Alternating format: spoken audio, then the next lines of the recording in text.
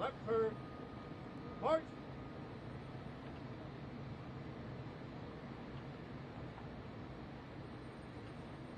Present. Up.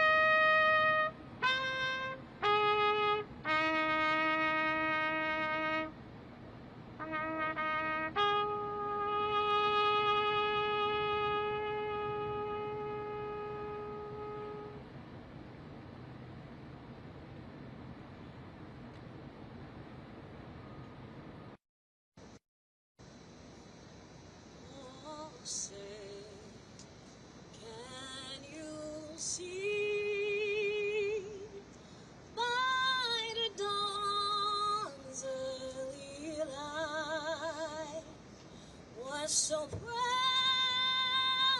we hailed at the twilight's last gleaming, whose bright stripes and bright stars through the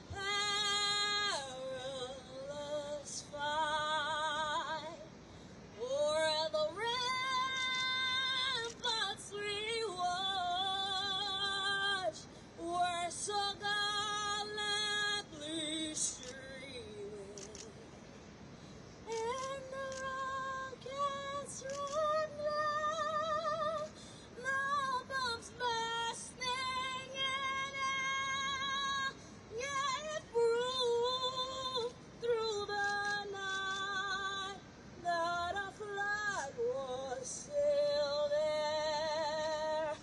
Oh, say does that star-spangled banner yet wave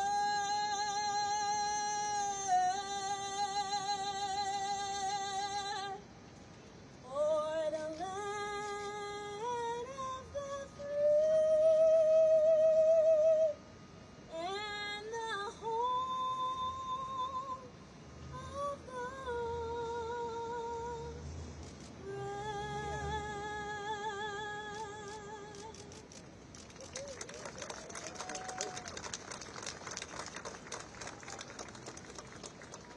Right turn. March.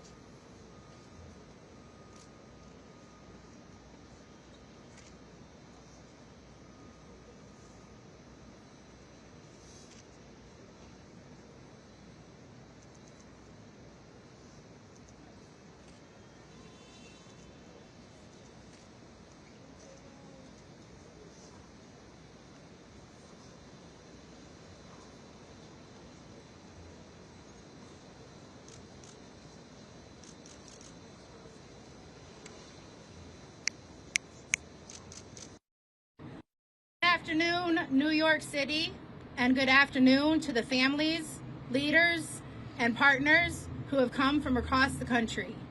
Today, in the heart of Times Square, we gather for the 4th annual National Fentanyl Prevention and Awareness Day, a day born from tragedy, sustained by courage, and driven by the unshakable love of families determined to save others from the same fate. This year, our theme is a single word that carries us forward: hope.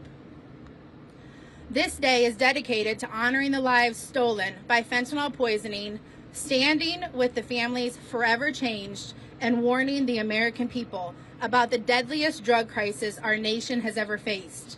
It is a day to share the truth, to educate our communities, and to light the way forward with hope.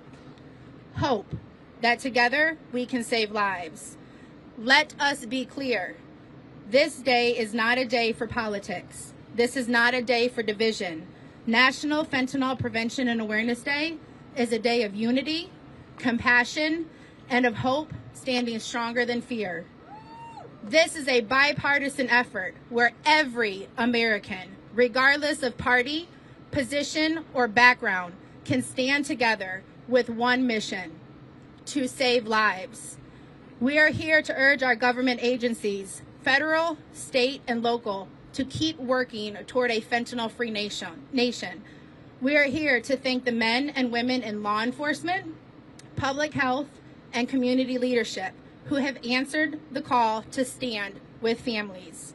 Today, we mark a moment in history as grieving families, grassroots leaders, and our nation's top federal agencies stand shoulder to shoulder against the most lethal drug scourge America has ever seen. We stand not just in grief, but in hope. Hope that our work will prevent another family from standing where we stand now. Hope that our nation will act decisively and compassionately to end this scourge. We remember the loved ones taken from us far too soon. We warn of the dangers still claiming lives every day, and we unite in action, in hope, and in unwavering determination to end this crisis once and for all. Together, today, we stand.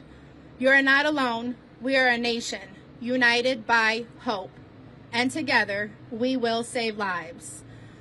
We understand that today can be very emotional for everybody. If anybody finds themselves during this press conference or during our time here in Times Square to be very emotional and they're struggling, over at the Facing Fentanyl table is Partnerships to End Addiction, and they are here to offer their services if anybody needs it during this time. Thank you.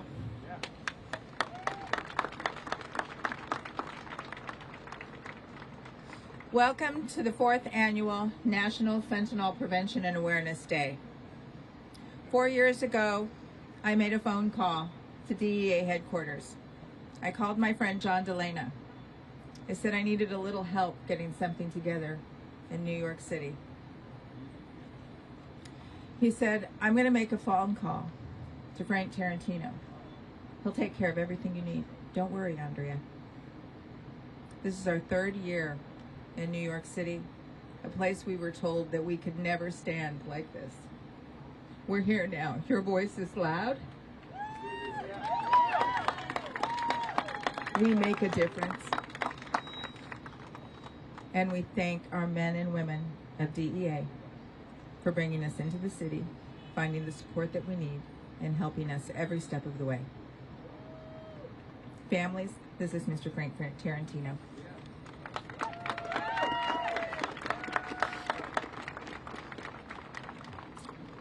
Good morning. As Andrea said, my name is Frank Tarantino, and I'm the Special Agent in charge of the Drug Enforcement Administration's New York Division. I want to thank Andrea Thomas of Facing Fentanyl and Voices for Awareness, Jaime Puerta of Victims of Illicit Drugs, Michael Fiore, the Black Poster Project, and the Ladder Foundation, as well as our DEA team and everybody else that made today possible. Thank you all for being here today. A tidal wave of overdose deaths and poisonings have rained down on the United States of America. This death and destruction has been primarily caused by Mexico and China. The Chinese criminal groups and Mexican cartels are responsible for the mass production and supplying of the vast majority of fentanyl, powder and pills, and methamphetamine that is floating into the United States at catastrophic and record rates and killing Americans. My message to you today is we are turning the tide on overdose deaths and poisonings, but not the page. I want to begin on this National Fentanyl Prevention and Awareness Day by acknowledging something we haven't been able to say nearly enough in recent years. Overdose deaths are declining. We have gone from 112,919 American lives lost in 2023 to 84,076 in a 12-month period ending in October of 2024, a 25% decrease. This is the largest percentage decrease in the history of this ongoing opioid crisis. This is no small accomplishment. It reflects the tireless efforts and dedication of our DEA special agents, task force officers, intelligence analysts, diversion investigators, healthcare workers, first responders, community organizations, harm reduction advocates, policymakers, but most importantly, those in recovery, their families, and the families of the lost. Lives have been saved because of all of them, because of all of you. Families have been spared the unbearable grief, and our communities have experienced, even if ever so slightly, a shift towards healing. This is real progress, and we should take a moment to recognize it, because hope matters. The DEA and its leaders are the dealers in that hope. But let me be clear. This is not the end of the opioid crisis. It is not even the beginning of the end. We are at best at the end of the beginning. Because for all the lives saved, there are still too many lives lost. For every barrier that we have broken down, for every obstacle that we have overcome, whether it be in access to medication-assisted treatment, stigma, or harm reduction, there are others still standing. Synthetic opioids, new drug combinations, the cartels, technology, and social media continue to fuel this opioid epidemic. We will not allow our early progress to breed complacency. We now have momentum, and that is when we must double down. We must do more. The DEA is laser focused and committed to relentlessly pursuing those responsible for causing the most harm in our communities, and we will hold them accountable. We will continue our global pursuit forward mindset with our law enforcement partners to eliminate those criminal drug trafficking networks responsible for supplying fentanyl and other dangerous drugs that are killing our young people and harming our communities. This is the long fight, but we are turning the tide. Let us honor this progress, not with celebration alone, but with a renewed commitment. Because for all the work we have done, we are not finished. We still have work to do. This is a fight to save lives. Join us in that fight. Thank you.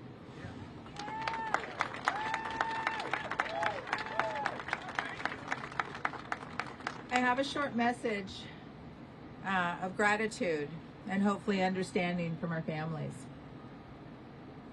DEA has supported us. Now everyone else is coming to the table. We don't call out for them. They call us now. Our fine men and women of CBP reached out to us in support this year. We have high-level government officials that did everything they could to try to be here today. A flyover was planned. It was unbelievable to me to know that so many people stand with us now. Our families know how important our national security and just the day-to-day tasks in our government are. There was another calling today, so our plans changed. But our families are here. Our angels are here. And we have much support from our New York Police Department, our CBP, our DEA, and so many fine partners around our nation that come here to stand with us. I would like to introduce to you now the City of New York's Deputy Mayor Daughtry.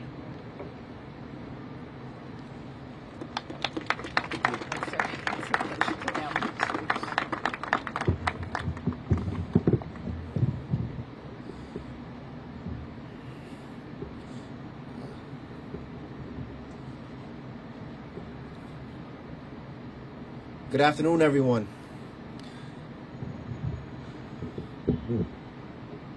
It's an honor to stand here in the heart of New York City on National Fentanyl Prevention and Awareness Day, alongside families, advocates, and public safety partners from across the nation. Thank you to the organizers, to the families who have turned the unimaginable loss into action, and all the agencies and organizations here are dedicated to saving lives.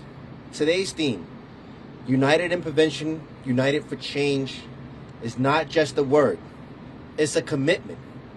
Fentanyl is the deadliest drug our country has ever faced, and it takes lives indiscriminately in every neighborhood and across every background. In New York City, we saw how quickly fentanyl infiltrated not just the opioid supply, but other drugs as well, making every use of a potential deadly encounter. This crisis is not just about numbers.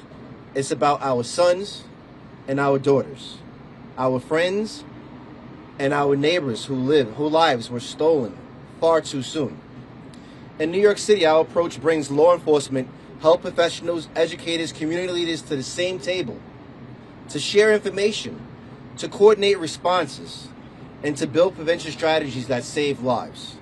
From the NYPD to the Office of the Chief Medical Examiners and our public safety health agencies, we are all aligned, sharing data, resources, and expertise. And all are focused on one single goal, to save lives. Our strategy in New York is very, very clear. We are attacking this epidemic from every front: prevention, intervention, and aggressive law enforcement. On the prevention front, we are expanding access to life-saving tools like Narcan and fentanyl test strips, ensuring that every New Yorker has the chance to save a life when seconds matter. On the intervention front, we are connecting people struggling with substance use disorders to treatment, housing, and wraparound support, because recovery must remain an open door, not a dead end.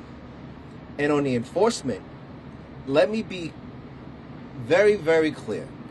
We are relentlessly targeting the criminals and the traffickers and who profits from poisoning our communities. In close partnership with our federal partners, our law enforcement teams are seizing records amount of fentanyl, dismantling traffic pipelines, and holding criminals accountable. We are working hand in hand with our federal partners, including the DEA, the CBP, Homeland Security, and the Department of Justice, because traffickers don't respect borders, and neither can our response. We are sending a very clear message. If you put fentanyl on our streets, if you profit from other people's deaths and addiction, you will be caught and you will face justice. The truth is, the truth is, no city, no state, no agency can win this fight alone. But together, we can turn the tide. Every connection to treatment, every drug dealer behind bars where they belong, every life saved brings us closer to a fentanyl-free future. To the families here today, your courage was what fuels this movement. You have used your voices to make sure the world does not turn away from this epidemic, and we stand with you here, in grief and in action and in hope. Let's honor those lives that we lost, not just with words, but with action and work. The work that relentlessly unites us and has driven the belief that every single life saved is a victory. Together we will turn hope into action, and we will honor this commitment by keep fighting. And together we will save lives. Thank you.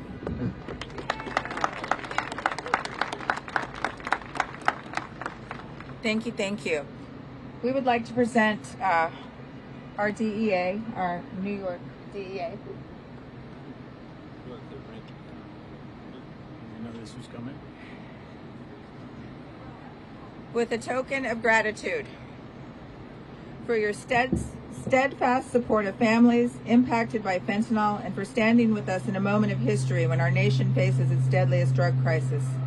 Your partnership brings hope, strength, and a voice to those we have lost. Together we fight for change.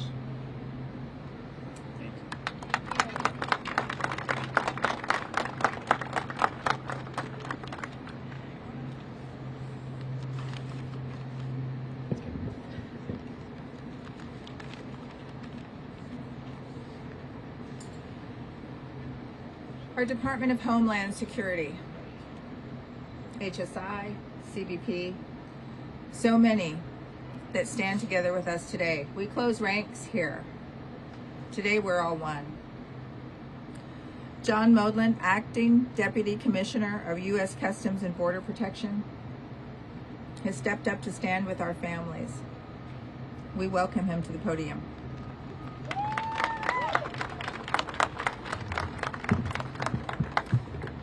Thank you. I think that your director, Frank Russo, or Francis Russo, is maybe going to say a word. Yeah, I'll bring it up. Thanks.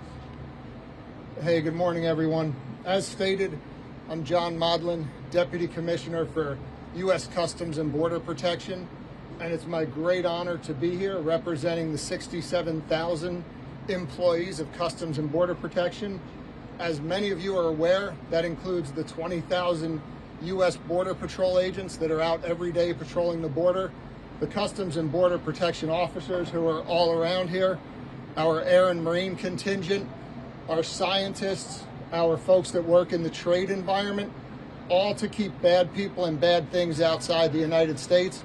Obviously, one of the great sort of troubles that we have is with fentanyl.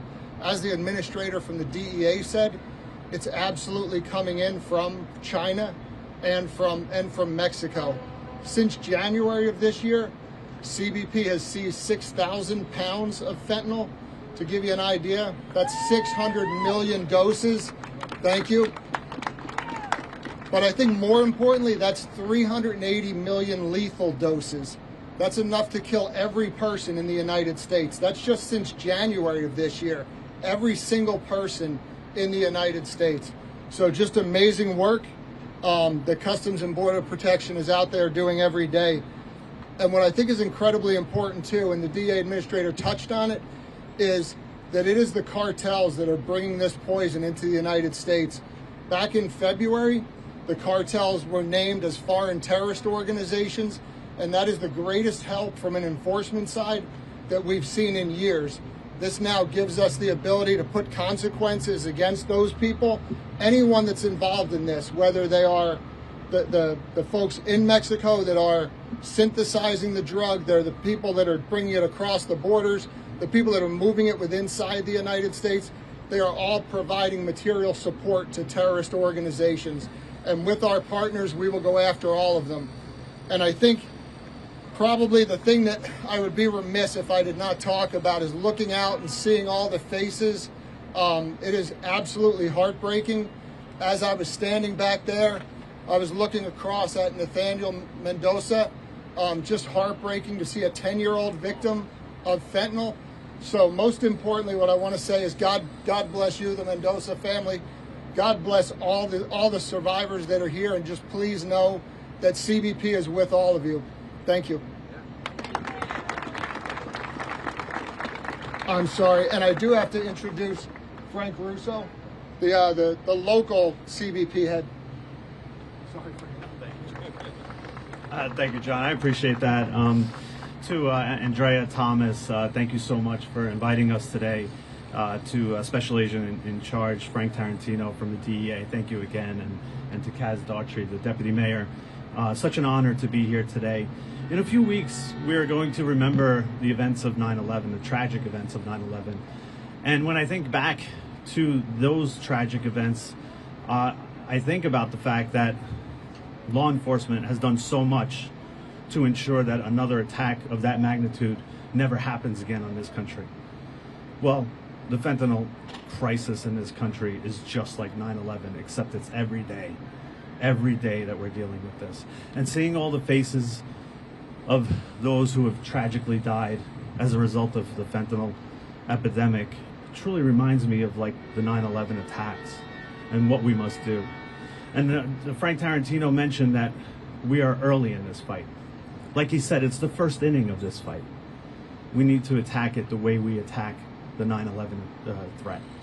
We need to be relentless in making sure that all of us remember what happened that caused 9/11 and how we have to work as partners with the DEA, with NYPD, with the mayor's office, and with all of our federal and local partners to ensure that those numbers continue to go down, and we will not be happy until they are at zero. God bless you all. You inspire us all to do the work that we do. We are happy to be here today. Thank you very much.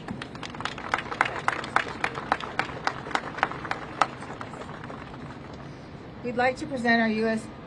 Customs and Border Patrol with this token of thanks from Facing Fentanyl. Their team went above and beyond for us this year, coming in with our other federal partners and uniting us. So we appreciate you, sir. Thank you so much.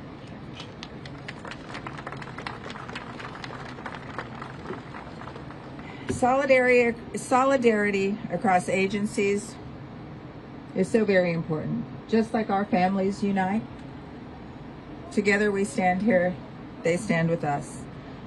Our DEA, our CBP, our HSI, NTS, and our NYPD. We thank them so much. We also thank Senator Grassley, who runs our drug caucus. Senator Grassley put a PSA out. Oh, there's our angels, the reason we're here. He put a PSA out this morning recognizing our families, and we still stand behind him. We'll continue every day for fentanyl legislation and so much help that he assists with our families. Can I have the Mendoza family please come up and stand with us?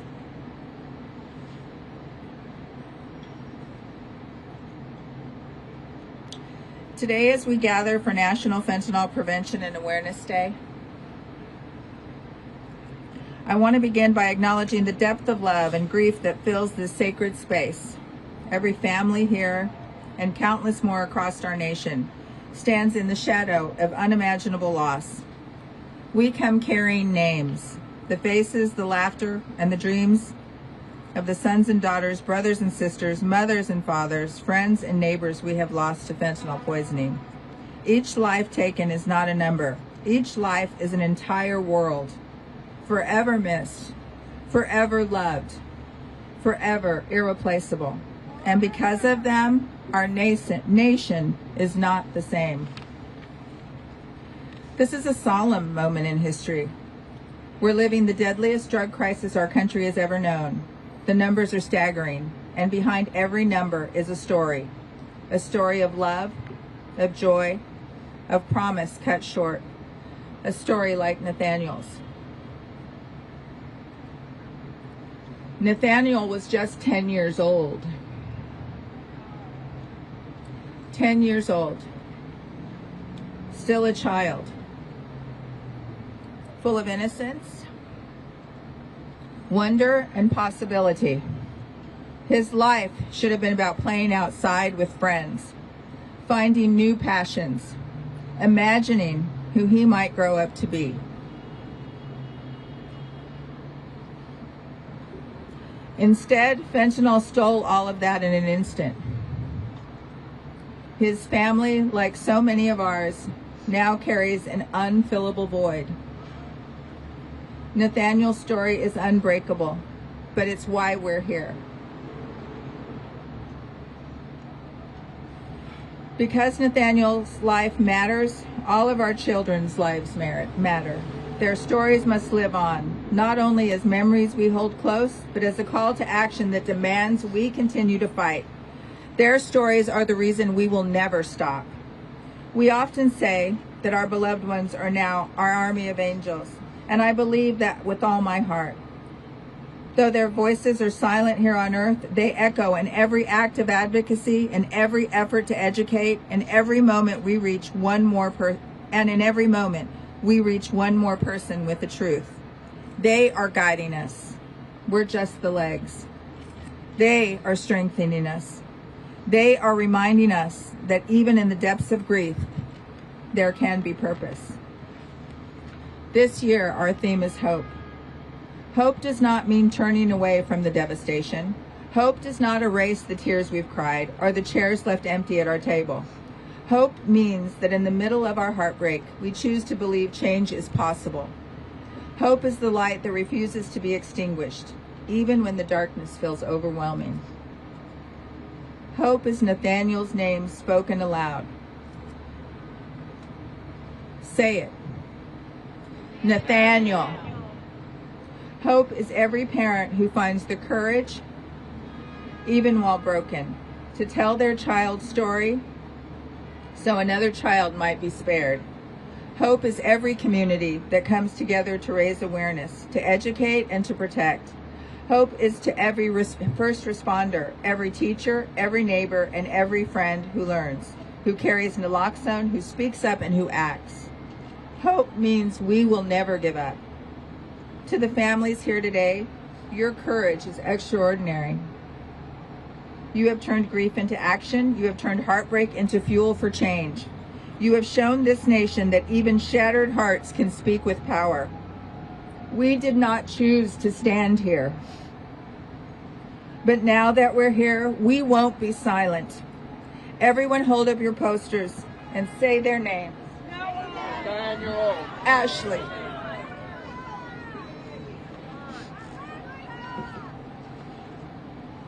We don't forget any of you. And we will continue to tell your story. Fentanyl has changed everything in our lives, but together we will change this nation. Our angels did not die in vain. Their stories are saving lives. Their stories are reaching young people who need to hear the truth. Their stories are shifting communities and shaping policy.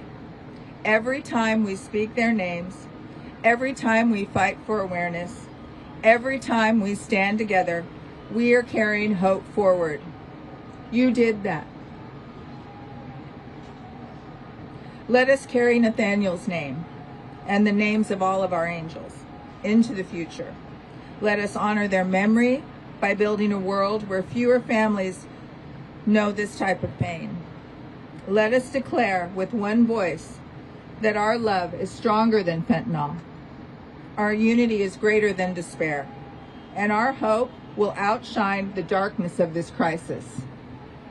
Today we remember. Today we mourn. But most of all, today we choose hope. Because hope is how we honor our angels. Hope is how we protect the next generation. And hope is how we ensure that love, not fentanyl, has the final word.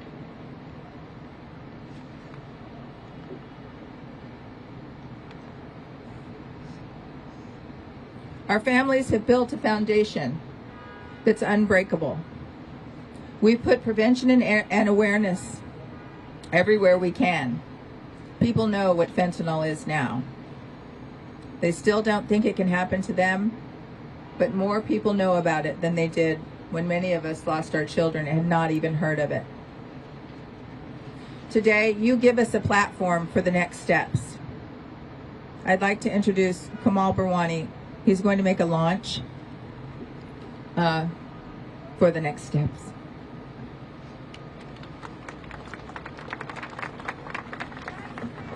Thank you, Andrea. Good afternoon, everyone. Families, advocates, government leaders, community leaders, members of the media, and friends who have gathered here at the crossroads of the world. It's an honor to stand before you on this bright and cool summer day as we mark a milestone in our fight against the fentanyl crisis. Today is Facing Fentanyl's 4th year here in Times Square. That's quite a testament to the power of community, to the courage of families who refuse to lose hope, and to every partner who has joined hands with us in those 4 years. We've raised our voices, shared our stories, and demanded change. We've watched as the conversation shifted from hushed whispers to public outrage. And we've seen real progress. This year alone, fentanyl-related deaths have dropped significantly. That's not just a statistic. That's kids coming home from school, fathers coming home from work, mothers tucking children into bed, and siblings planning their futures together. Lives saved, futures preserved. Around 20,000 lives alone this year are saved, and that progress belongs to each of you. Every volunteer who handed out naloxone, every social media share that spread our message, every parent who shared their tragic story, and every policymaker who listened. But make no mistake, this is not the time to rest. If we ease off the accelerator now, these gains will slip through our fingers. Even as we speak, new forms of even deadlier synthetic drugs have entered into the United States. Today, I'm calling on all of us, government officials, educators, health professionals, faith leaders, community champions, to double down on 4 critical points. First, we need to attack the supply of synthetic drugs. We must starve criminal networks of their deadly merchandise. This means equipping law enforcement with the forensics, intelligence sharing, data sharing, and international cooperation to trace and intercept shipments at the source. Second, we need to increase awareness. Education is our first line of defense. We need targeted public service announcements across social media and online platforms. We must integrate mandatory training on fentanyl risks and overdose response into public school curricula. It's amazing to me that we teach our kids about safe sex, how to prevent a life, but we don't teach them how to prevent a death. So every teenager, every teacher, every counselor knows exactly and should know exactly what to look for and how to act. Third, we need to expand harm reduction. Naloxone can and should be as ubiquitous as fire extinguishers. Think of every school, home, car, nightclub, restaurant, airport, and airline stocked with this life-saving antidote. It's also high time we increase investments in promising immunotherapy research so that we prevent overdoses and poisonings. Access to these life-saving tools cannot be a barrier. It must be a part of our everyday infrastructure. There's plenty of money sitting in the state coffers in the form of opioid restitution dollars to fund these initiatives. $55 billion worth. And we must drive criminal reform. We must hold accountable those who knowingly distribute fentanyl or lace other drugs with it. Stronger penalties, fair enforcement, and swift justice will send a clear message. If you peddle poison, you will answer for every life you put at risk. None of this happens in a vacuum. Behind every initiative, every policy recommendation, every life-saving dose of naloxone, there are tireless individuals who carried facing fentanyl forward today. I want to express my deepest gratitude to Andrea Thomas, whose vision, perseverance are the heartbeat of this movement.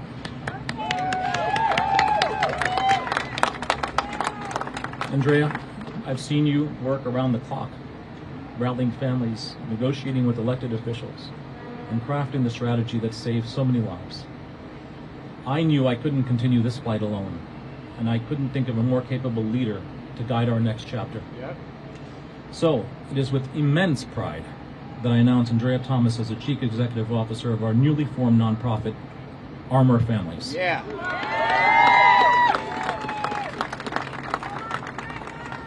Armor Families is the merger of Facing Fentanyl and Preclivity, the nonprofit I started after my son Ethan died from fentanyl poisoning. Preclivity has been successful in raising awareness through many media appearances and the launch of Joanna's Vision, a video game that we launched right here at this event last year. Preclivity also has had legislative wins in the form of mandatory placement of naloxone in public places. And alongside us is also our third co-founder, Colin Gage, the CEO of Armor Sciences, whose pioneering immunotherapy research aims to prevent drug poisoning and overdose. Colin, thank you for your collaboration and for bringing scientific innovation to our shared mission. Together, backed by a powerful board of directors, we are forging a united front. So you may wonder, why did we choose the name Armor Families? First, we want our families to be armored, protected from the ravages of addiction and the heartbreak of overdose and poisonings. Second, we intend to arm our families with awareness, knowledge, naloxone, support, and every tool necessary to combat this scourge. The name Arm Our Families embodies both defense and also empowerment. Today, as we unveil this new banner, we renew our commitment to shield our loved ones, to share the truth about fentanyl and other deadly synthetic drugs, and to build a future where no family suffers the loss of a child, a sibling, a parent, or a friend to this crisis. So please join us. Amplify our message, advocate for the policies we need, support our programs, donate your time, your voice, and your expertise. Together, we will accelerate progress, save more lives, and bring hope to every community. Thank you for your unwavering dedication. Thank you for believing in our unified mission. And thank you for standing with Arm Our Families as we armor the world against the deadliest threat of our time. Let's get to work.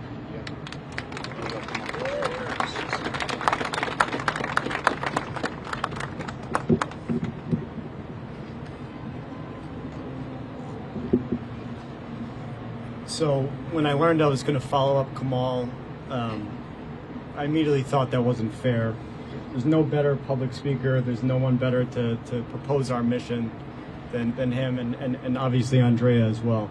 Thank you both, and I'm honored to be a part of this initiative. Bump these up a little bit. Look, I was talking with someone earlier, Deanne here, and I think she said it best. She said, let's turn pain into purpose. That's what this is all about, right? Let's use what we've learned and improve. Let's not accept the status quo. I think my biggest mission here and our biggest mission should be to inspire the next generation to do better. Let's not accept what we have right now. There's always room for improvement. We see it every day in technology with the rise of AI and all of that. The world is very obsessed with that part of the world and software. But I see us lagging behind in the areas that it matters most. And in my opinion, overdose and saving lives is what matters most in this world. Let's dedicate more energy, more passion, more purpose. Let's all come together like this more often. This is powerful. We have law enforcement, we have community, we have mothers, fathers, brothers, sisters, all joining together. Let's keep going. Let's use this as inspiration. This is not the end. This is just the beginning. So thank you all for being here, and I appreciate it, and I'm honored to be a part of this mission.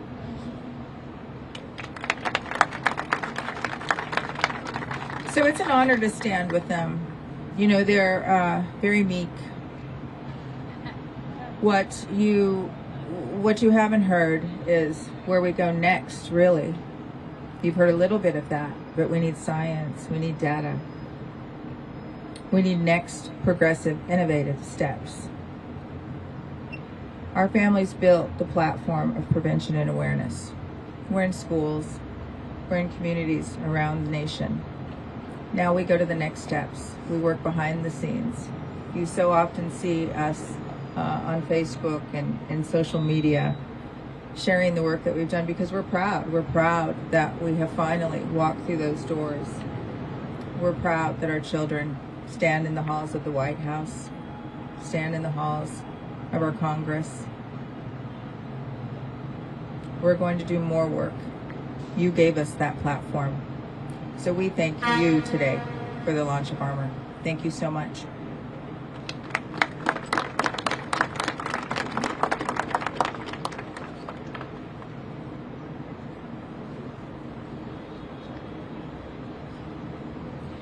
So, facing fentanyl. It all started with facing fentanyl for us. I made a phone call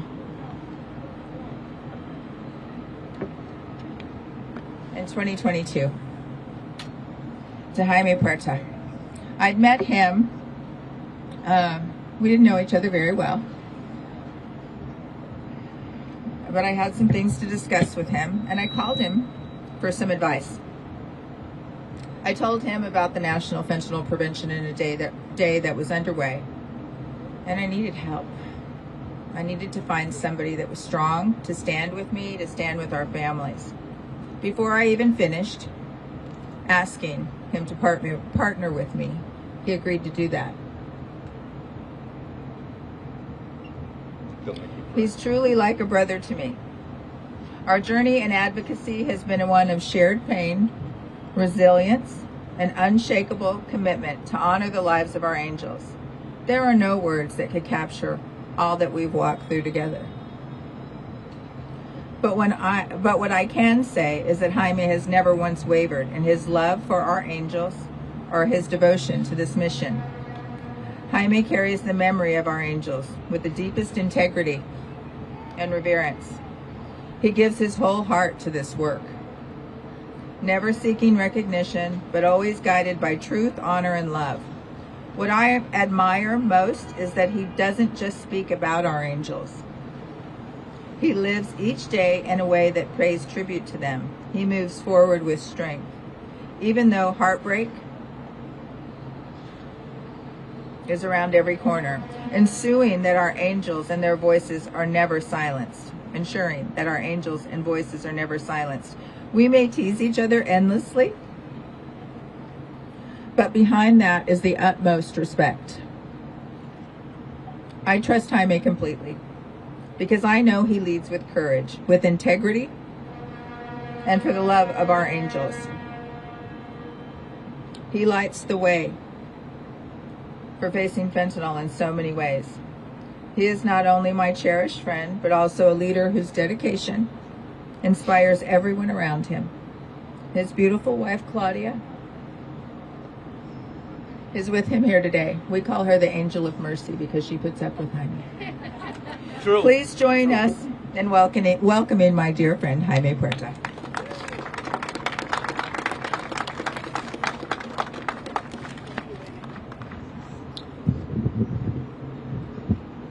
She tried to get me crying before I even started.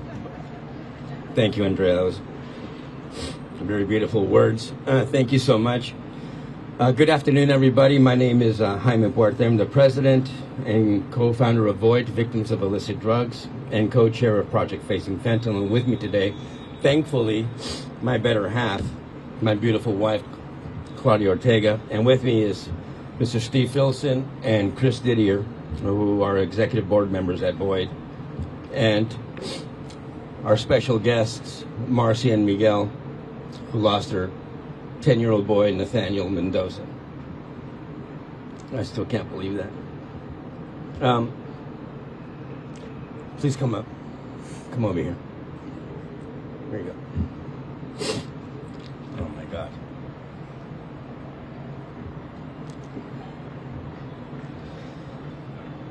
When Void was founded in March of 2021, we began not as an organization, but as grieving parents who had all lost children due to illicit fentanyl poisoning, with one objective in mind and one shared conviction, and that no other parent should have to stand where we stood, heavily grieving the loss of our children.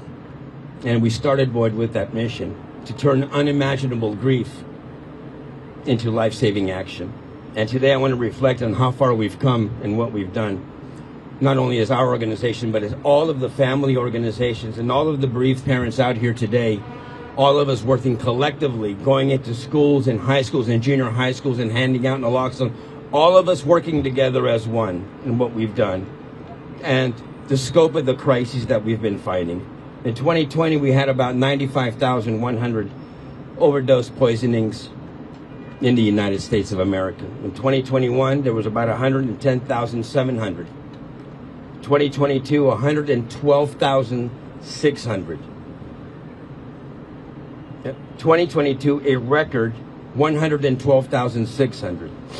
2023, 110,037. And then this year, finally, according to the CDC, a decline to 80,491.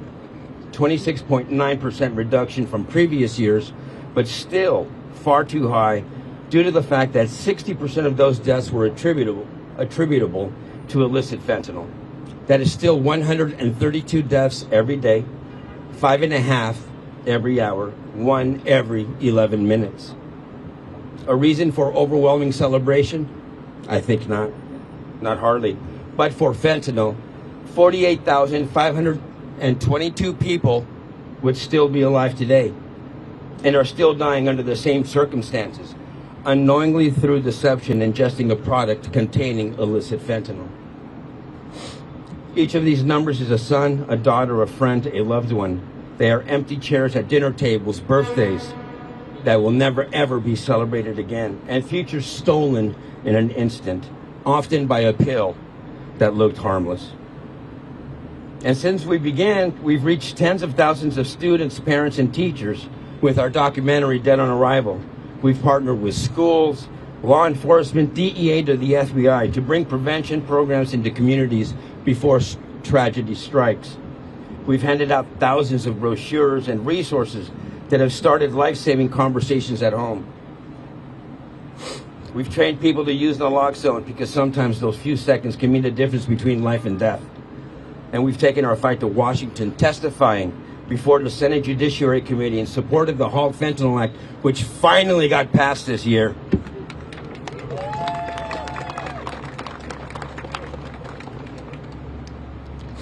And pushing for mandatory fentanyl education in every middle school and high school and colleges across the country. And today we have hope. The drop in overdose and poisoning deaths last year shows that education, prevention, and awareness, as well as legislative action and law enforcement do work. But we're not done, and we're not even close. And with the emerging presence and distribution of nitazines, a synthetic opioid that makes fentanyl look like baby aspirin, added emphasis on the need for aggressive education and awareness in our schools nationwide is absolutely imperative.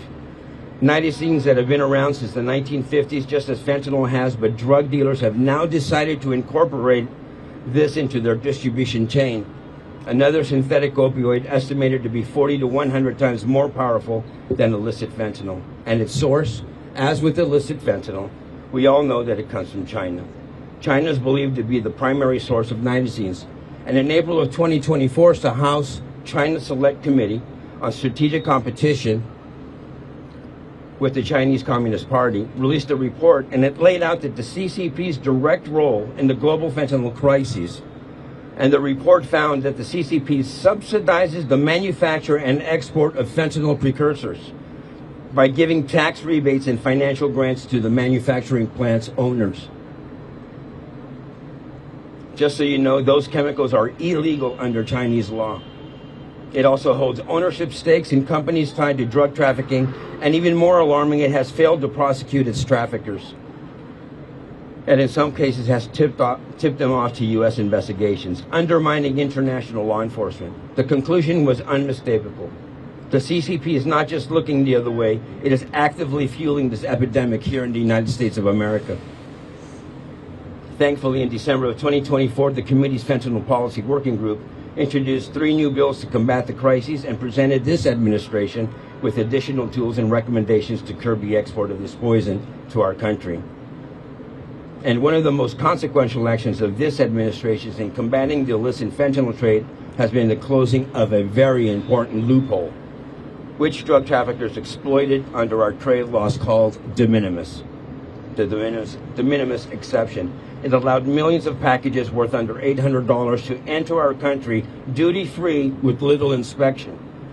Last year alone, it was estimated that 90% of fentanyl seizures came from these shipments alone. That loophole is now closed.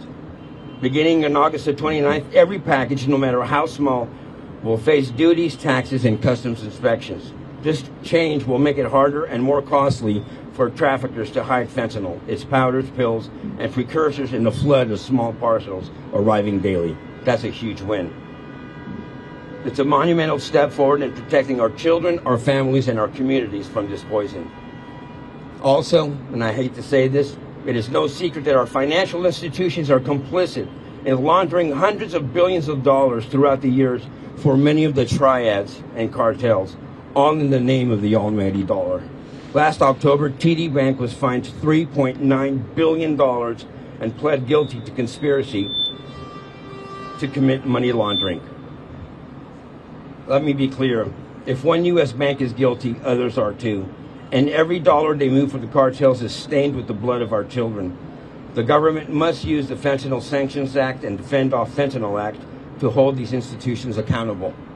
Expanding such actions to other compromised institutions could disrupt cartel financial networks. And last but not least,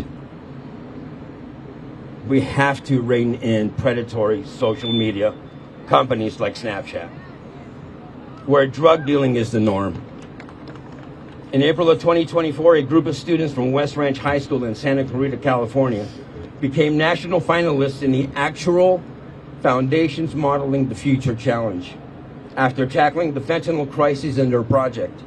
Their research focused on examining the relationship between Snapchat use and illicit fentanyl poisoning deaths in California.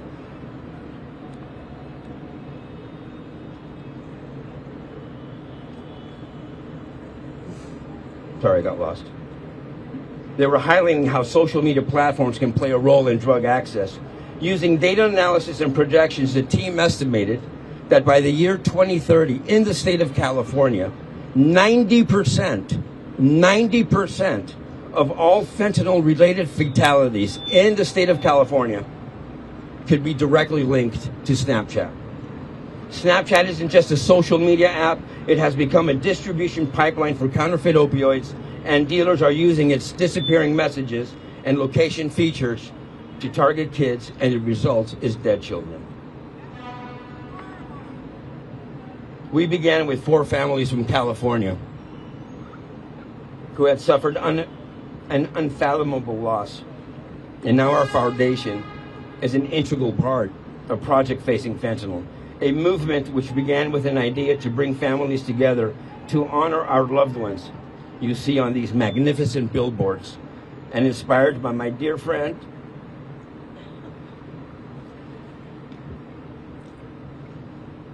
Andrea Thomas, and fueled by your voices, thousands of voices across this nation, united in the belief that one pill should never take one life.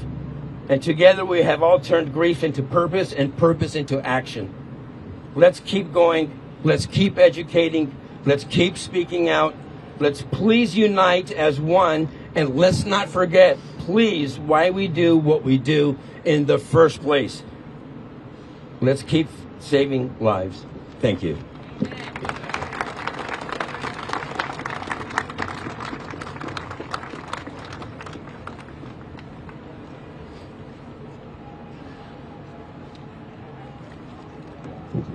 Jaime mentioned naloxone. One of our first initiatives to begin working through Armor. I'd like to point out that we have a naloxone area in the corner. We had intended to have a naloxone tent, but time didn't allow. As most of you know, naloxone is more than a medication. It's a second chance at life. It is the difference between a parent planning a funeral and a parent holding their child again.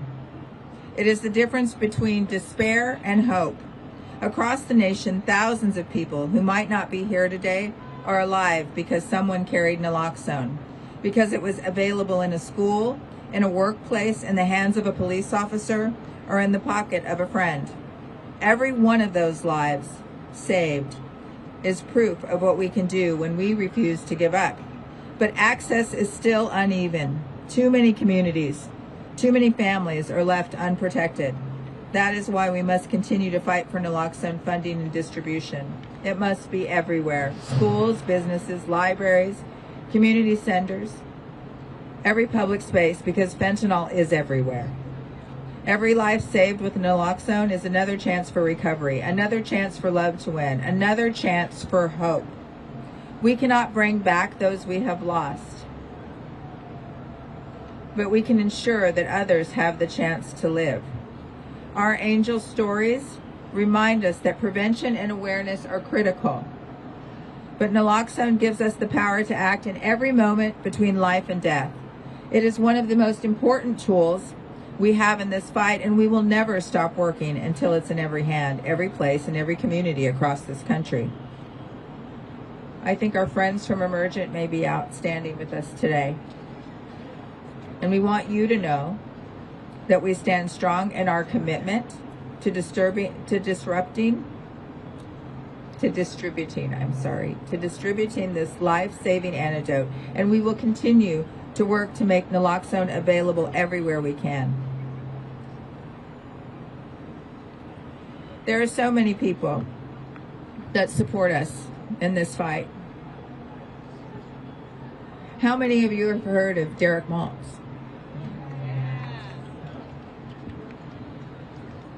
If my friend Steve Filson will come up.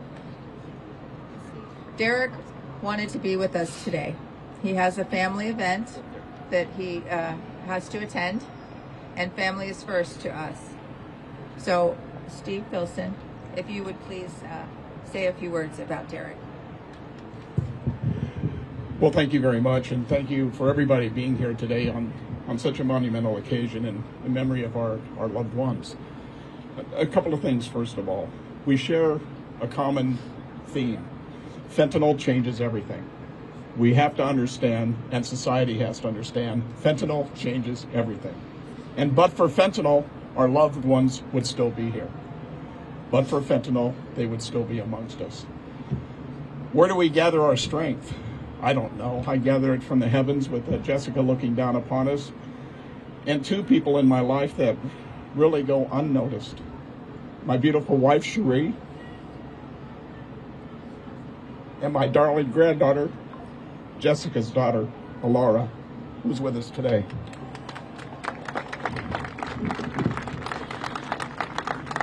But today we pay tribute to a man I met several years ago while attending a fentanyl protest rally in Washington, D.C.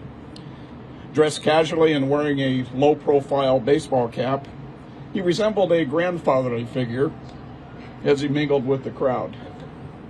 I subsequently met him and discovered he was a man of distinction who had dedicated 28 years of his life to a career with the Drug Enforcement Administration, in which for nearly a decade he headed the organization's Special Operations Division. I didn't know of him then, but that would have been a time that I was part of a unit working one of the DEA's multiple enforcement teams out of the Los Angeles Field Division. And so that introduction resulted in a new friend and a professional relationship that began that day in D.C., not as a police officer, but as Jessica's dad. In a time when the fentanyl crisis has left countless families shattered and communities struggling to understand the scope of its devastation, Derek Maltz Sr. has stood as a tireless advocate, educator, and ally to the grieving. His unwavering commitment to shining a light on the dangers of illicit fentanyl has given a voice to families who have endured the unimaginable, the loss of a loved one due to this ungodly scourge. Derek has dedicated himself not only to comforting families in their grief, but also to transferring that grief into action. He has walked alongside parents, siblings, and children who mourn, offering them strength and solidarity. By elevating their stories to the national stage, he ensures their loved ones are never forgotten and that their losses drive the urgency of change. At the same time, Derek has worked tirelessly to educate the public, lawmakers, and communities about the reality of fentanyl poisoning.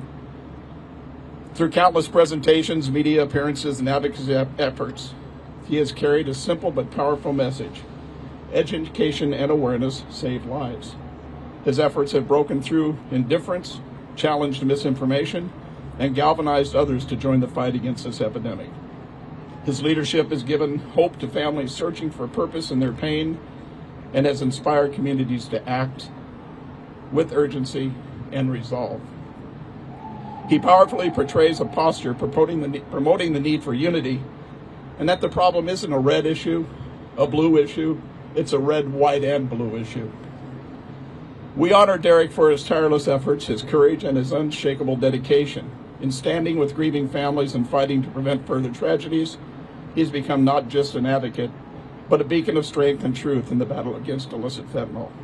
Today, in honoring you, Derek, the only thing missing is your presence, and rightfully so as you attend to your family commitment in celebration of your brother-in-law's retirement from the DEA.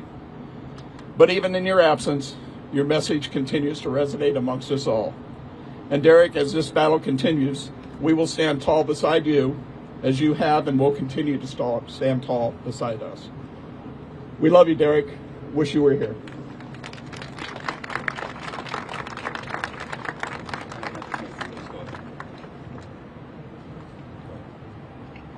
Derek is the only one that could speak over Times Square without a microphone. I wish he was here.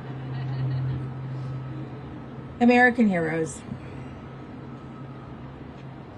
Our dear friend James Carroll stands with us today. He stands with us every day. There he is. There he is. Love you, man. It's an honor to introduce him here in Times Square. He's served our country and our families with great distinction, including his service as the former director of Office of National Drug Control Policy, our nation's drug czar. In that role, he dedicated himself to saving lives, protecting communities, and standing with families devastated by the drug crisis. Today, we're proud to call him our trusted advisory board member and friend. Jim stands with us not only as a leader with deep experience in public policy, but also with the utmost love and care for the cause we serve together. His commitment, wisdom, and compassion make him an invaluable partner in our mission. And we are truly grateful for his continued dedication. Jim.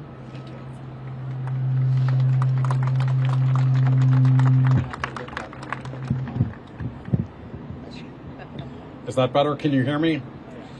I'm honored to be here today among so many friends and families. The reality is I wish I had met them under different circumstances. As the nation's drug czar, I oversaw $40 billion on the fight to save lives. It brought me here. It brought me to celebrate the lives of those who are no longer with us. And although I've left the White House, I'm now running at the largest and one of the oldest trade associations in D.C., the Professional Services Council, which of course has chosen, under my leadership, Facing Fentanyl as our national donor of all recipients. And I'm very proud to say that so many of our 400 companies have stood up to support, not just Colin Gage with Armor Tech. I see Julian Setti from SOSI here.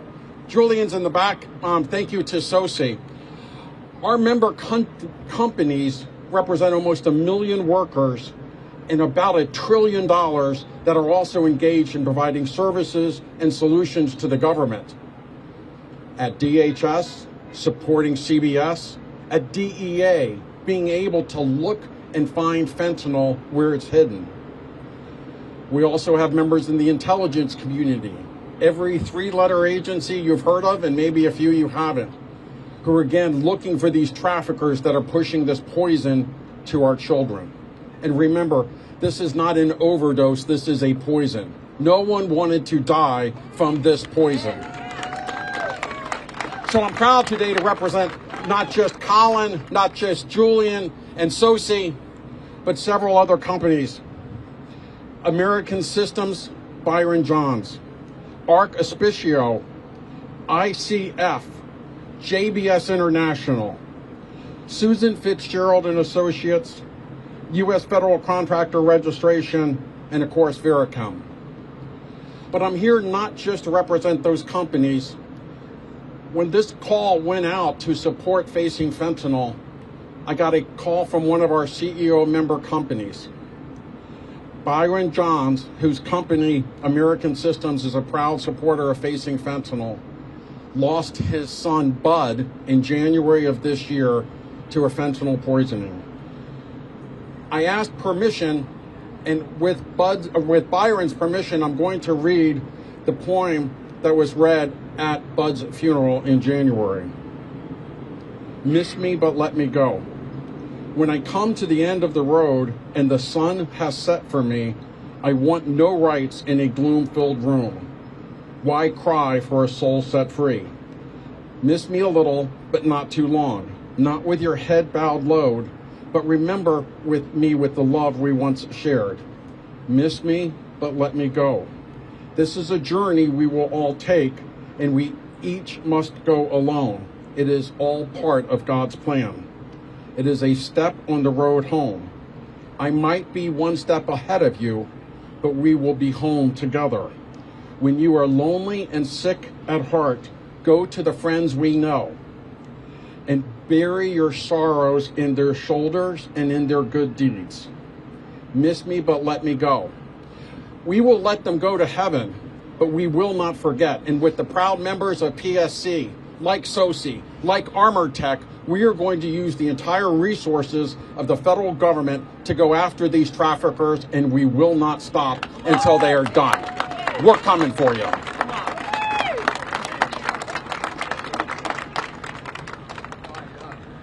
We started hearing recently that fentanyl was oversaturating the public. They weren't listening anymore. Very sorry. We don't stop there. This is just the beginning. A few years ago, I received a phone call or an email from a gentleman by the name of John Lynch. It caught my eye because my mother had recently passed and her name is Johnny Lynch.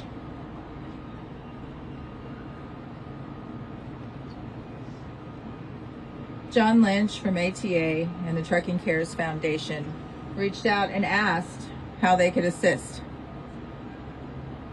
I couldn't imagine how Facing Fentanyl and the ATA could work together. Maybe they could put stickers on trucks. Maybe they could put magnets on them, bringing awareness to the dangers of fentanyl. John asked how to move forward with fentanyl prevention. When I gave him those ideas, he said, I can do much better than that. Let's wrap trucks with fentanyl messaging. Let's get them to the highways. You think we've oversaturated? You haven't seen anything yet. These trucks, like the one that is behind me with my daughter and my grandson, drive the highways of America with the stories of our children's faces. People call us and tell us that they've seen the trucks. ATA makes all of this possible. We want to see more of these on our highway. Who would have thought, sitting at our kitchen tables, working from our computers late at night, trying to think of ways to bring attention to the fentanyl crisis and to save lives, that something like this could have been achieved? Yet here we are, because of their vision, their dedication, and generosity. They have given their hearts to this mission, standing shoulder to shoulder with families and advocates to ensure our messages reach communities far and wide. We are beyond grateful. Their continued support means everything to us. Truly, they make all of this possible. And I want to recognize today Sammy Brewster and Teddy Butler. Are they close? Our heroes who have traveled a long and difficult journey to bring this awareness truck all the way to Times Square. Their courage and sacrifice remind us why this work matters so deeply. Please join me in welcoming John Lynch, ATA, and Trucking Cares Foundation.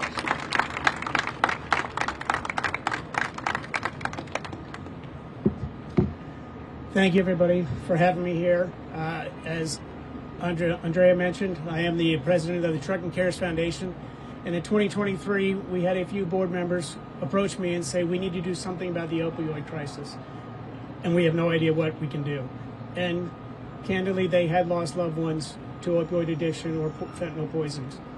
So I got to work researching, see what I can do. One of the other jobs I have at the American Trucking Associations is I work with the Federation. And it's on a lot of advocacy issues, and it's a lot of herding cats. And as I found foundations that so many people had established in recognition of someone who had passed, that's when I stumbled upon Andrea to say she's the one who's herding cats and creating this unified voice. So this particular trailer wrap we came up with, this one's out of Ladston, South Carolina. It is owned by a company called Ability Trimodal. Their head coach, that is literally his title, is a gentleman by the name of Greg Owen. They're based out of the Long Beach area in California. They have another trailer wrap out there, and we have a few other companies that have purchased or are purchasing them. And our goal is to make these rolling billboards available on the nation's highways to help spread the message. It's wonderful what law enforcement is doing and the crackdown that we're seeing in the last few years and really making a difference. But I think most importantly is, and I will say this day, last year and today is about as a parent, about as the most humbling day as 2 days of my entire life. But it's also tremendously inspirational. You guys have been knocked to the ground, suffered the worst of the worst, and are doing something about it. It is truly inspirational to be a part of it and to see everybody brought here together today and to keep hope alive. And we're happy to do whatever we can to assist in your tremendous efforts. But again, I think all the credit goes to all of you here, brave enough when you could be mourning in sorrow, but instead you're taking action and making a difference. So I just want to thank you for all you do. Thank you.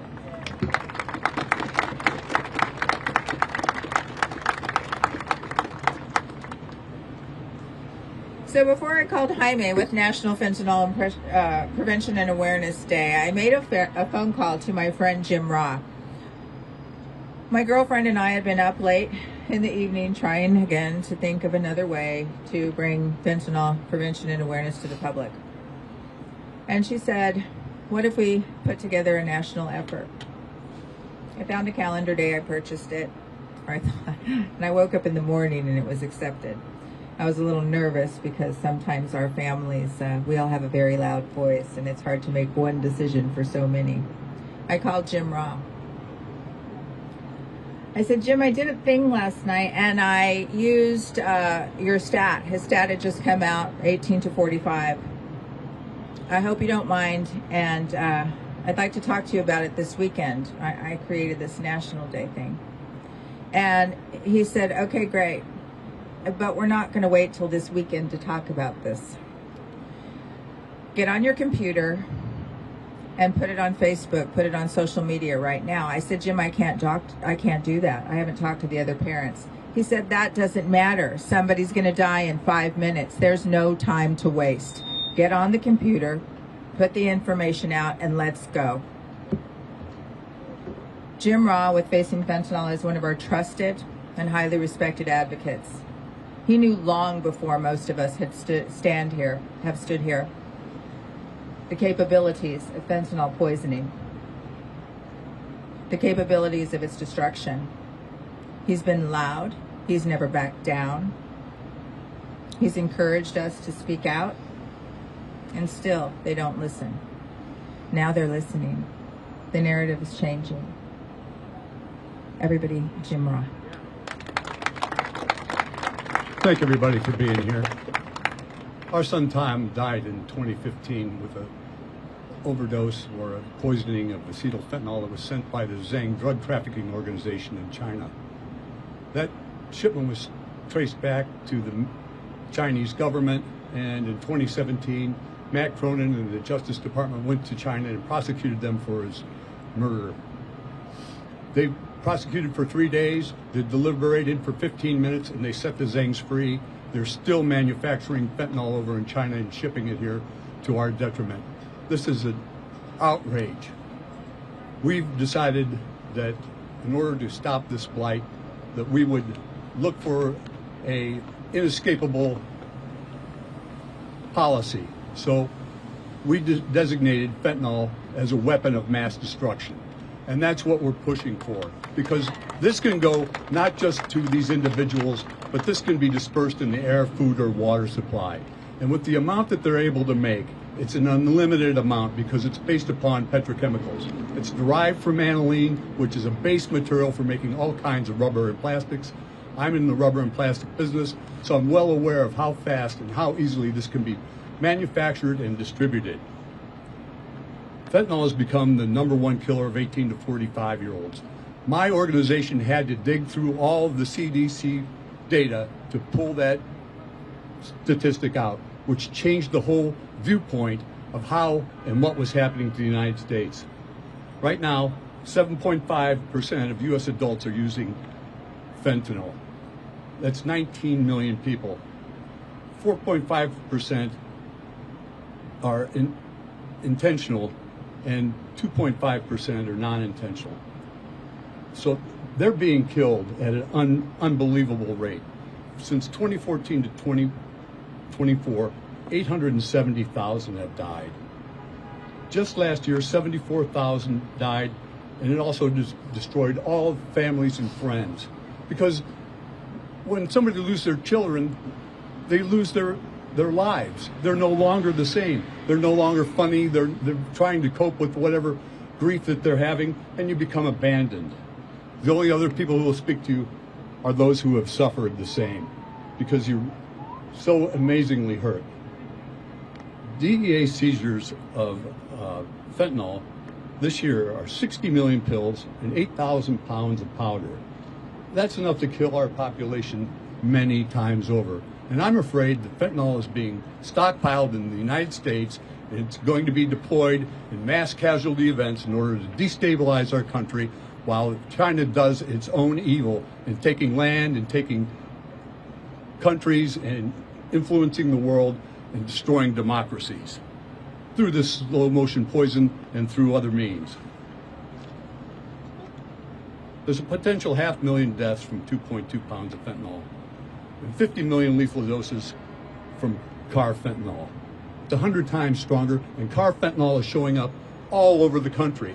Every day I search the web for fentanyl news, and every day I'm finding carfentanil, here, there, everywhere. And that's on the Organization of Chemical Weapons, OPCW, and it's on the top of the list.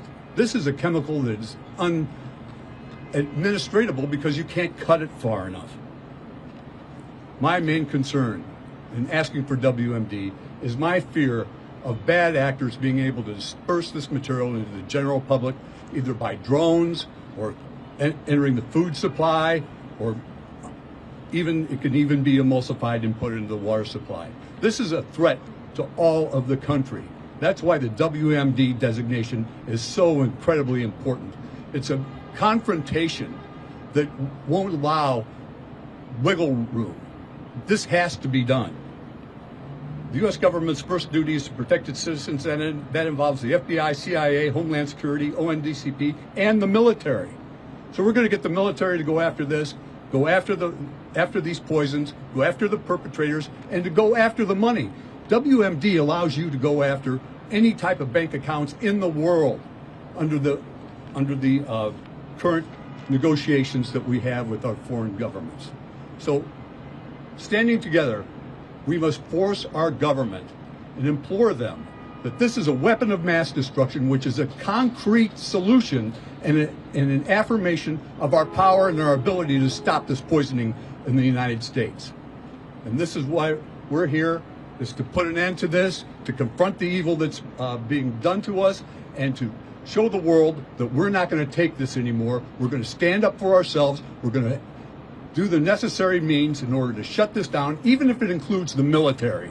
And this should be done as quickly as possible, because as I look at the stockpiling in the United States, this becomes more and more and more imminent day by day.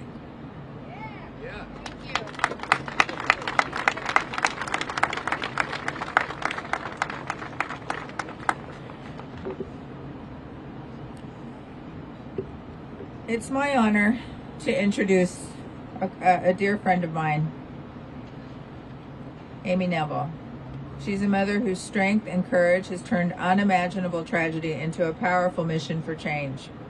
After losing her beloved son, Alexander, forever 14 years old, to fentanyl poisoning, Amy Neville founded the Alexander Neville Foundation. Through her work, Amy has become a leading voice in raising awareness about the dangers of social media harms, while educating youth and families about the fentanyl crisis that is stealing far too many lives. Her tireless advocacy continues to shine in the light of truth and hope and action across communities nationwide. Amy's joined today by her lovely daughter, Eden. The artist. The artist of these truck graphics, by the way. Please join me in welcoming Amy. I love you.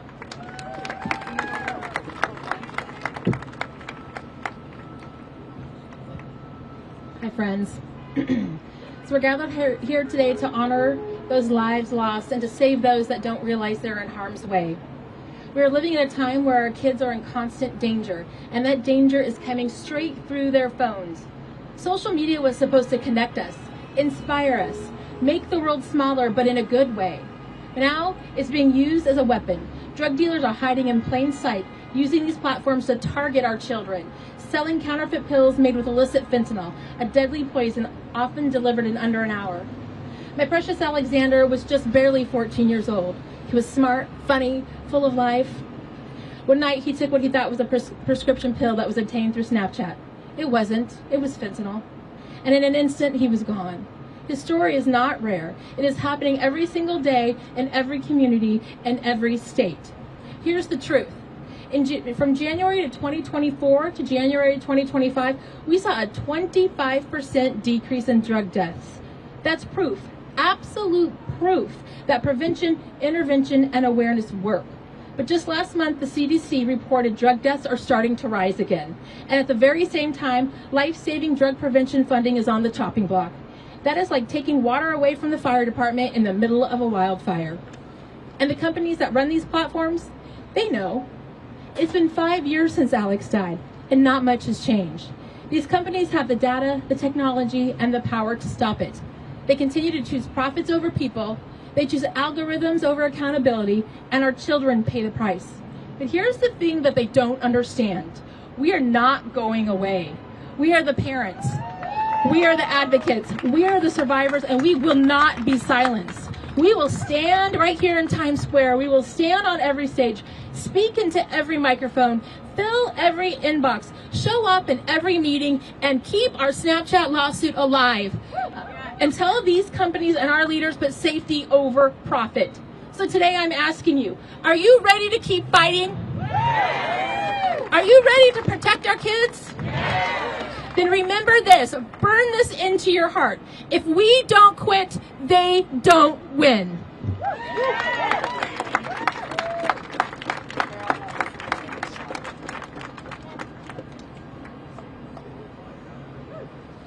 So you might feel like we're running a little long here, but it's our day to voice everything that we feel about this crisis that's killing so many Americans. We just added a new advisory board member to Facing Fentanyl. Her name is Paula Santos Young. I'm honored to introduce her. She's a dedicated member of our advisory board now. Paula works tirelessly to warn others about the dangers of fentanyl and marijuana, carrying forward her mission in the loving memory of her son Andrew, whose life was tragically taken by marijuana laced with fentanyl. Through her courage and determination about something that so many consider a taboo subject, Paula has transformed her grief into powerful advocacy. She stands with families across the country, sharing Andrew's story to raise awareness, protect young people, and prevent future tragedies. Her strength, her compassion, and unwavering commitment make her an invaluable voice in this fight, and we are deeply grateful for the light she brings to this cause. A lot of people don't want to talk about this. Fentanyl and marijuana. Why? It's in everything else. What would make you think that it couldn't be in marijuana? We're not suggesting the cartels bring it in. We're using fact-based information. Fact-based information from our MEs, from news sources, and from toxicology and death reports that we see across the country. Polly.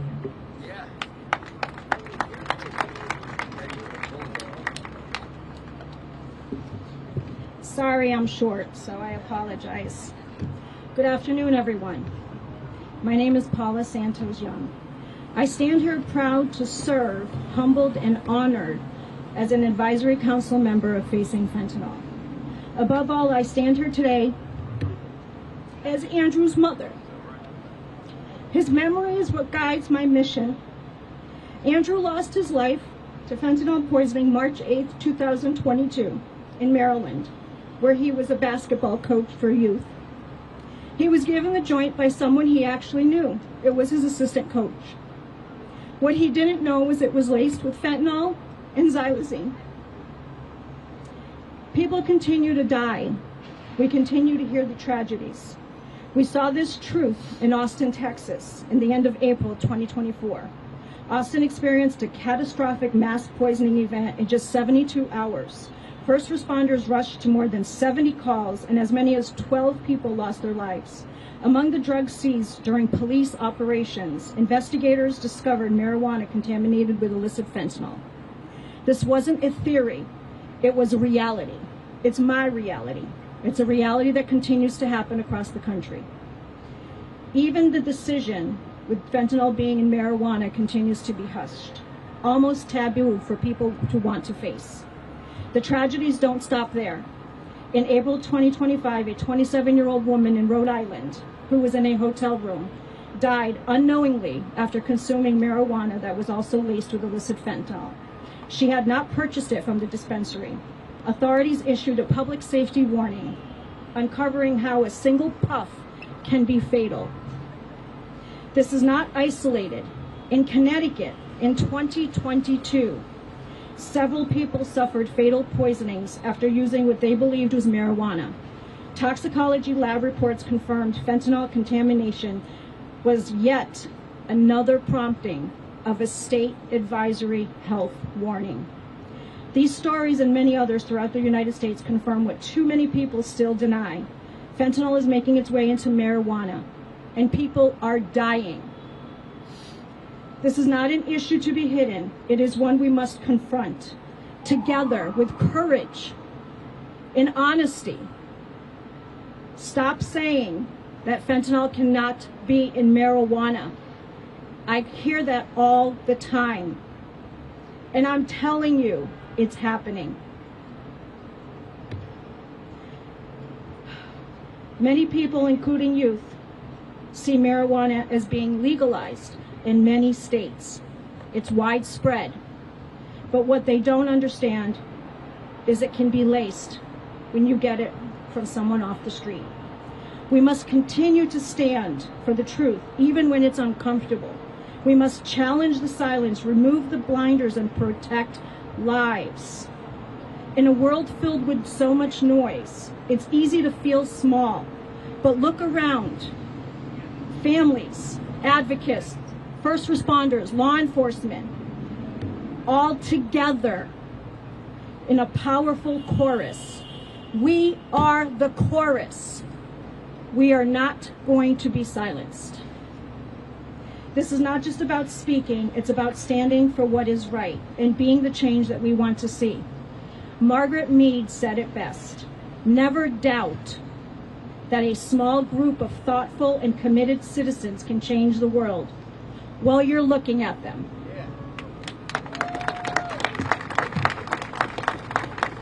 We might have started small, but we're growing, and we're not going to stop.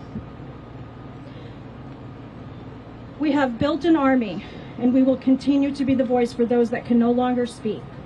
Let us keep speaking the truth, even when it's hard to hear. Let us see the hidden dangers and turn our grief into meaningful action. When I speak in Massachusetts, where I'm from, I have something I say every time. And this is for all of our angels. Our angels' legacy is not going to be how they passed away, but it's going to be at how many lives they're saving.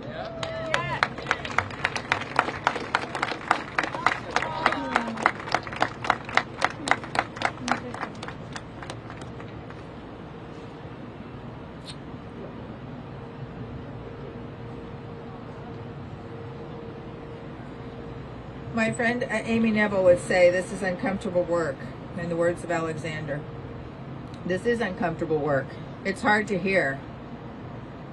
That's why there was so much silence. Paula talked about those toxicology reports that are so important. So many of us ask each other, how many of you have turned to someone else and said, can you help me read this? Can you tell me what this means? We get them every day. Please read my child's toxicology report. I can't bear to look at an autopsy report. Can you please just tell me what I need to know? How can this ever be? How can this be a time that this is happening to so many? A couple of years ago, I attended a family summit DEA held here in New York, and a gentleman spoke. He stuck out to me, and I share his message almost everywhere I speak now. He used an out-of-the-box thinking, because so many times we work with people that have a list of rules and a list of procedures, and we can't go outside of those guidelines. Why? Just step to the side. This is a gentleman that's done that. And through his work, he has helped people like the DEA, NYPD, law enforcement, act faster in the case of drug deaths. He doesn't wait a year to turn reports out when it's too late and we don't know where a hot spot is, or before DEA or law enforcement can do something about it. He acts now. This is a mission, a message we should share across the country. When you're speaking with in your localities, share this message. We're happy to introduce Dr. Graham, the New York Chief Medical Examiner.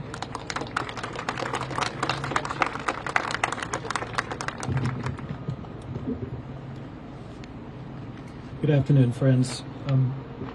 Thank you to Andrea and to Project Facing Fentanyl, to all the event organizers for the invitation and the opportunity to speak today. As I was introduced, I'm Jason Graham. I'm the Chief Medical Examiner for the City of New York. I'm really honored to be here, not alone, but with all our partners and all of you in this effort, especially to share this time with the families directly affected by the fentanyl-fueled overdose crisis. Our agency, the Office of Chief Medical Examiner, has a special relationship with families built on trust and communication at the most challenging times. And I want to talk today about how we are leveraging this unique relationship and our very strong partnerships to advance innovations that are making a difference for individual lives.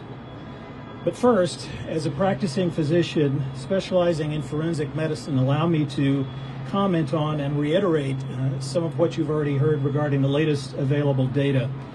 Data being one of the strongest tools that we have in our arsenal to fight this problem. Recent data shows that the numbers of overdose deaths continue to fall across New York City and nationwide compared to their unprecedented peak over very recent years past. But even one death from an overdose is one loss too many, as those of us gathered here know. And illicit fentanyl remains the primary culprit, the driving force leading to these tragedies. While the latest trends give us reasons to feel hopeful, and certainly this gathering today is another reason, we've got to continue to remain vigilant and stay united. I've often said that but for the COVID-19 pandemic, the opioid overdose crisis driven by fentanyl would be the public health crisis of our lifetimes. And as a medical doctor, I know that unprecedented emergencies demand an all-hands-on-deck response. And here are some of the innovative ways that New York City is responding as experienced from the front lines of the crisis at my office. First, partnerships. Take, for example, the city's RxStat initiative, which began more than a decade ago as the country's first public health and public safety partnership guided by the North Star of reducing overdose deaths. RxStat, of which my office is part, has grown from a small handful of agencies to more than 30 partners across all levels of government, together taking data-driven, cross-sector action steps to reduce overdoses and save lives. Data. Prompt and accurate data about overdose deaths helps inform policy and guide interventions that save lives. The city has made significant investments in the Office of Chief Medical Examiner to help us provide critical information to our partners in public health and public safety better and faster. With these improvements, we can keep pace and even stay ahead of the developments of the drug supply on the streets. And outreach to families. Our Drug Intelligence and Intervention Group at the Medical Examiner's Office was formed in response to the overdose crisis. DIG, as it's referred to internally, this innovation not only spearheads our data efforts, but every day now reaches out to families who have lost a loved one to drug overdose, offering the care and practical services of social workers. We want to meet surviving loved ones where they are unfortunately now having dealt with the same families sometimes more than once.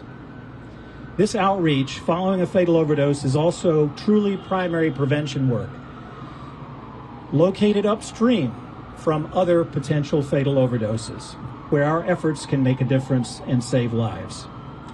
The city is also laser focused on changing the culture, with recent initiatives aimed at addressing public drug use and improving quality of life and safety for residents and visitors, while making significant investments in outreach and treatment to help those who are homeless, struggling with drug addiction, help find help and connection.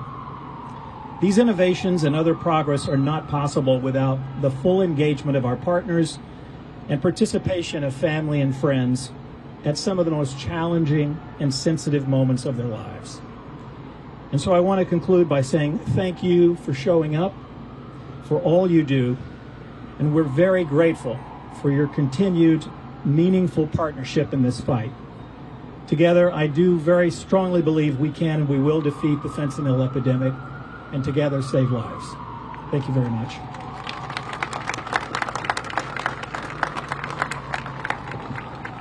Partners, you know, our advocacy is no different than any other. When there's tragedy, whether it's hurricanes or cancer or any other tragedy, people always come in, they disrupt something good, and it happens all the time. It happens to us now. We reached out earlier this year to the Black Poster Project. We'd been watching their work for a few years and saw the beautiful tributes that they were putting in communities across America. When we reached out to them, they jumped in feet first all the way to support us in this effort. We have this military tribute here, but you haven't seen anything until you see St. Patrick's Cathedral. Last night we had the honor of going in and getting to take a peek at the tribute that they put together for us today. It was breathtaking. You have to go.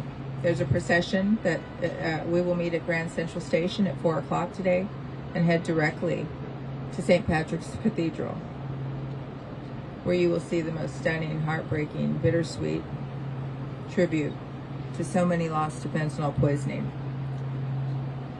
I encourage the press to go there. You've never seen anything like it. It's the most beautiful tribute to people lost to drug poisonings in the United States. Thank you so much, Black Poster Project.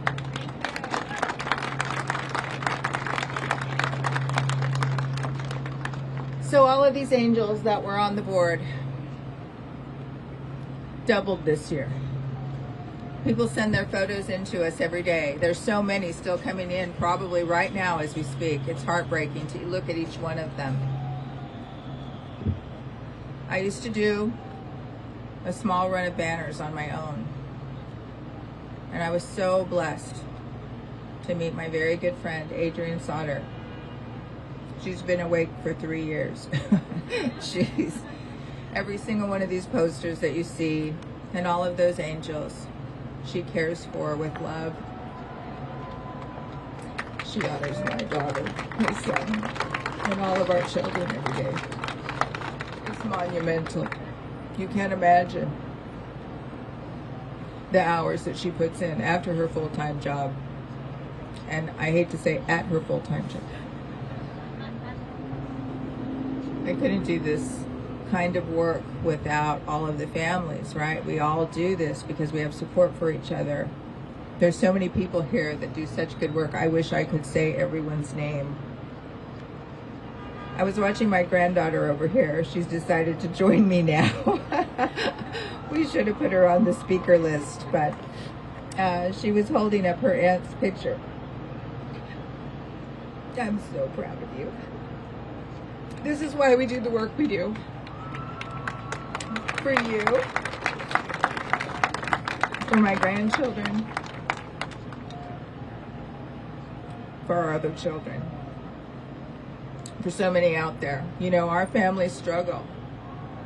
There's a fallout that my girlfriend talks about all the time with our families. We may have lost one child, but there's so many people that are affected, so many people. So maybe we lost 112,000 in the year before, but how many people did that affect? 1 million? 500,000? How many people does that affect? And what's to come? Our families aren't unique to any other American family. There are good parents, there are bad parents. There's no book for this. We all do the best that we can do. There are children at risk. There are children that are privileged. They're all dying, no matter what their situation is. Today we have another launch called Recovery Ready Families. We've seen families of ours continue to suffer. Many of us have more than one child that we lost. There are families that have lost 2 or 3 children, even more family members. Many of our families' struggles, siblings, children, parents with addiction, from the grief, the pain that we've experienced from the loss of another in our family. Today, with the launch of Recovery Ready Families, together with the National Alliance for Mental Well-Being, we're proud to give a guidebook out that can help us. That's all it is a guide. There's no magic answers. But it's something to help in our grief and address the realities of what's going on. So please look for that on our website. If you see our end speaker today, it says Michael Fiore facing fentanyl, and there's nothing written there.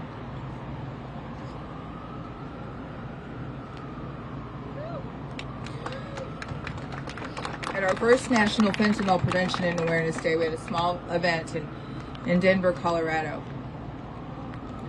Mike had been reaching out to me and sharing some of his messaging, some of his social media. And he came into Denver to speak with us. And I saw something that I'd never seen before. I was worried. I didn't want to. I was hesitant to work with people in recovery. I'd lost my daughter, and I didn't want to get close to anybody else that might suffer in that same way that I couldn't help.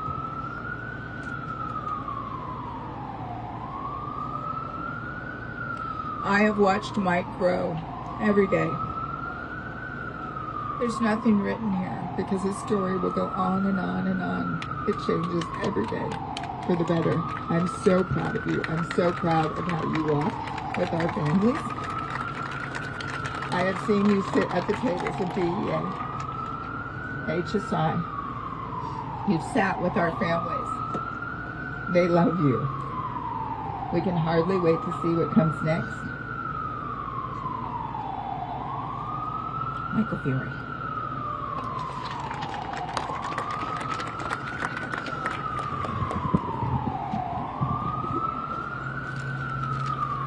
Before I get started, I just have to thank my Lord and Savior, Jesus Christ, because if it wasn't for His grace and mercy, I wouldn't be able to be before you here today. I do want to thank you. I want to thank the law enforcement. Being a former addict, you guys get a bad rap. There's a stigma attached with law enforcement. As a former addict that didn't like you guys, I didn't like you because I made you do your job. So I just want to let you know, as someone that might have made it difficult, I want to apologize. And I want to tell you, do not stop your job. Do not stop enforcing the law. There needs to be accountability. I'm letting you know I learned my lesson my last time in jail, and I realized that I needed to change something. So do not change what you're doing. I thank you for all the hours that you guys sacrifice from your families to be able to make sure that these drugs come off our street. So please keep doing what you're doing. And the last thank you is going to go to the families. They thought you guys were crazy. They thought you were a bunch of grieving parents that just wanted people to get locked up. If it wasn't for the families, we would not even be here today in our country with the awareness being where it is.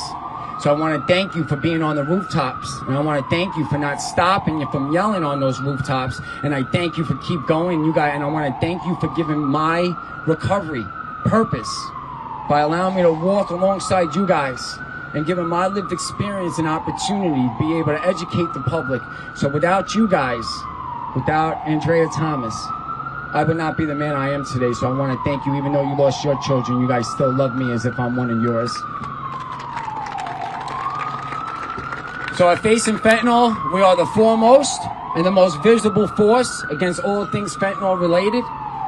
Again, like Andrea said, my name is Michael Fiore. I'm Director of Outreach as well as Recovery. A little quick about myself, 20 years active addiction. I lost both my parents to AIDS from heroin use, 2 grandmothers to alcoholism, a grandfather to heroin, and an uncle to heroin.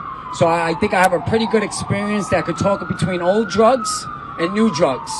What we're dealing on the street is not all drugs. Why I go to drugs, I lost my identity.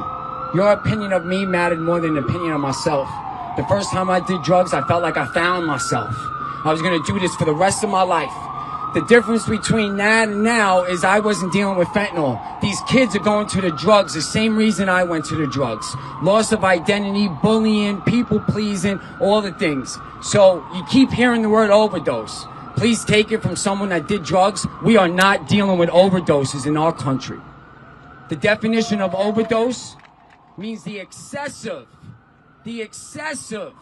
use of drugs. Andrea's daughter took a half a pill. That is not an excessive use of drugs. If we keep telling society that we're dealing with overdoses, what 10-year-old kid is going to think they're going to overdose on 1 pill? Are we also implying that there's such thing as a safe dose by saying overdose? So addiction, what is addiction? It's just an escape. But what is recovery? Something totally different though. Recovery means to become to a normal state of mind and body. So let's talk about how fentanyl has changed recovery. The kids need recovery now before they even pick up the drugs. Because the first time they pick up, they could die. People that are in recovery that were former addicts have a higher chance of dying the longer and longer they stay off the drugs. To give you an illustration, act like you're on a diet and the first time you have a piece of pie, you die. That's what it's like for someone in recovery. The longer and longer we stay off the drugs, the higher and higher the chance of us dying goes. So fentanyl's not just changing drug use. Fentanyl's not just taking our kids. Fentanyl's changing the way we need to recover. My message is very clear to people in recovery. The time to remain anonymous is over. Over. There's no 10-year-old kid that's going to Narcotics Anonymous or Alcoholics Anonymous and getting to hear a story that need to hear. The stigma associated with addiction is because there's so many of us that could not hide I picked up cigarette butts off the floor where we're standing. I lived on the New York City subway system. Some of us that are in recovery got to come out and start taking some of the shots. Stigmas exist because there's ignorance. Ignorance exists because there's no education. I couldn't hide my addiction. Why would I get in recovery and hide the best version of me? So if you're in recovery and you're hearing this, it's time to stop being anonymous. If you're in recovery, we need to start taking some shots. If you're in recovery and just getting your life together, that's not enough. You need to step up and stand with the families and stand with law enforcement. And like Andrea said, and I'm going to back it up with Mr. Tarantino, this is not a war on drugs. This is a fight to save lives. And the more we see as a drug problem, 18 to 45, does that sound like a drug addicts to you? You know what the age rate of dying quickest? 17 and under. Sound like drug addicts to you? This is a humanitarian problem. And the more and more we think it's separate and we think it's law enforcement's problem or legislation's problem or the parents' problem, the more and more we think it's one person's problem, the more and more there's going to be a life dying every 5 minutes. So the message is clear. This is not a war on drugs. This is a fight to save lives. And like Andrea said, we'll be going to St. Patrick's Cathedral. If you think fentanyl is a drug addict's problem, I'm telling you right now, drugs don't discriminate. And fentanyl is an extermination of human beings. You want to see the extermination? Come walk with us to St. Patrick's Cathedral. Have your voice be heard. Don't let stigmas exist. Keep fighting for the loved ones. And let our voices be known that we will not stop. And I got one more thing. Galatians 6:9. Let us not grow weary of doing good. For in due season, we will reap if we do not give up. There is no more giving up. There's just saving lives. Thank you so much.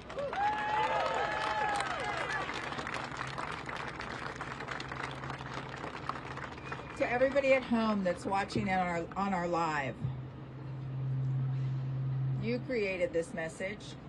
Everyone here, our families here, everyone at home. You created this message. You continue to carry it. Now we move to the next steps. Armor families. We will arm our families. We will arm the nation's families.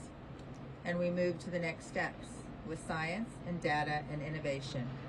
Armor Families just went live. Please visit us at armorfamilies.org and walk with us. Meet us at Grand Central Station at 4 o'clock. Walk with us to St. Patrick's Cathedral and see this beautiful tribute by the Black Poster Project.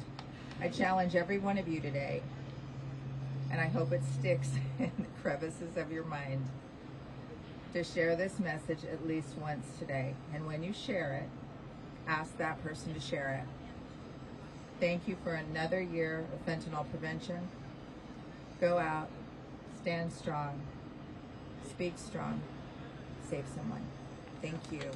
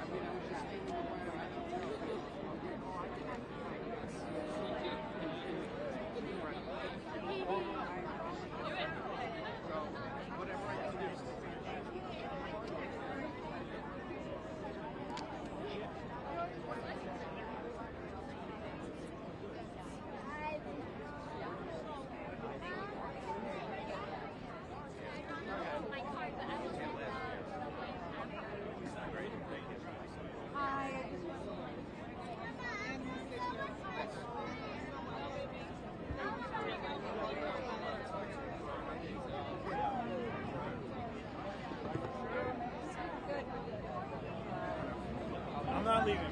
How are you? You all right? You here the whole time? Yes. Oh my God.